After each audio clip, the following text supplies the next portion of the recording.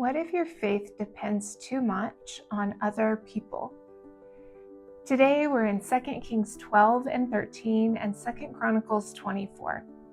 What stood out to me most was the story of King Joash, who became king at the age of 7.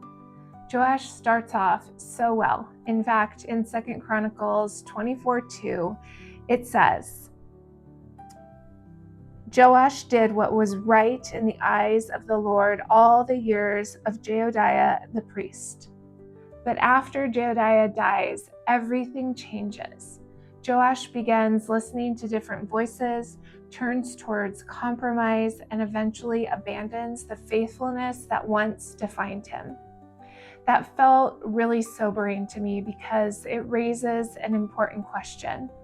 Was Joash truly devoted to God, or was he dependent on someone else's devotion?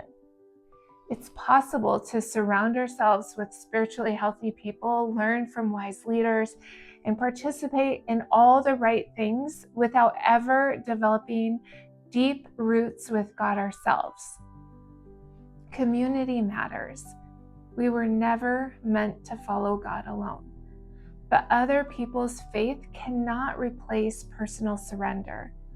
One of the most heartbreaking moments comes when Zechariah, Jehoiada's son, confronts the people for turning from God.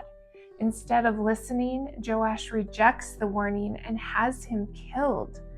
What struck me is how quickly a heart can drift when it stops listening to truth. Yet even in these chapters, we see God's mercy. He continues sending warnings and opportunities to return because his desire is always restoration. And honestly, today's reading reminds me that eventually faith has to become personal, because there will be seasons when the encouragement, accountability, or leadership we've relied on isn't there. And what remains is the foundation we've built with God ourselves. So the question I'm sitting with today is, if all external encouragement disappeared, would my relationship with God still remain strong? I'd love to hear what stood out to you. Let's learn and grow in God's Word together.